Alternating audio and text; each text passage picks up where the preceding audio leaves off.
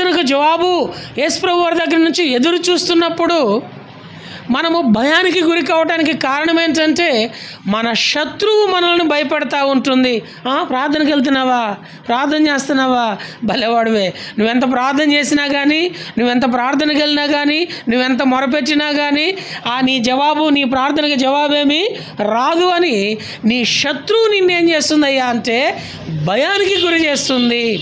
ప్రార్థనాపరుడికి ఉన్నటువంటి శత్రువులు 5. ఎవరా శత్రువులు అంటే, మొదటిది మన శరీరమే మన శత్రువు. మన శరీరము మన ఆత్మకి ఏం చేస్తుందంటే భయాన్ని కలుగు చేస్తుంది. భలేవాడు ప్రార్థన చేస్తున్నావా, చూడు ఈ పరిస్థితులు ఏమి వల్లపడవు, ఈ పరిస్థితులు ఏమి కుదరవు, ఇవేమీ బాగుపడవు అని మన శరీరమే మన ఆత్మ మీద దాడి చేసి శత్రువు మాదిరిగా మన శరీరము మనకి పనిచేస్తూ ఉంటుంది. అందుకనే కీర్తనకారుడు, దేవా నేను మొరపెట్టగా నా మనవి ఆలకింపుము, శత్రువు భయము నుండి నా ప్రాణమును. కాబట్టి మన శత్రువు ఎవరయ్యా అంటే మొదటిది మన శరీరం.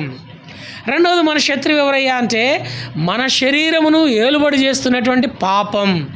మూడవది మన శత్రువు ఎవరయ్యా అంటే శరీరంతో మనం నివసిస్తున్న ఈ లోకం. నాలుగవది మన శత్రువు ఎవరయ్యా అంటే ఈ లోక సంబంధమైనటువంటి విరోధి, అపవాది.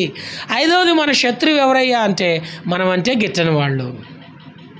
ఈ లోకంలో మనమంటే గిట్టని వాళ్ళు. ఈ 5 రకాలైన శత్రువులు నీవు ప్రార్థన చేస్తున్నప్పుడు, నువ్వు ప్రార్థనకి వెళుతున్నప్పుడు, నువ్వు మొరపెడుతున్నప్పుడు దేవుని యొద్ద నీకు జవాబు దొరకదు, రాదు, ఆ ప్రార్థనకు నీవు ప్రతిఫలము పొందలేవు అని నా ప్రాణాన్ని ఏం చేస్తారయ్యా అంటే కృంగదీస్తారు.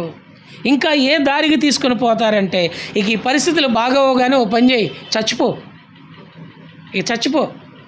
అని వారి ప్రాణాన్ని తీసుకునేటట్లుగా ఈ శత్రువు వారికి దురాత్మ ద్వారా ప్రేరేపణ కలుగు చేసి ఇదేనా ఎంతోమంది ఆత్మహత్య చేసుకోవటానికి కారణమైంది. యాయిరు విషయంలో కూడా అంతే.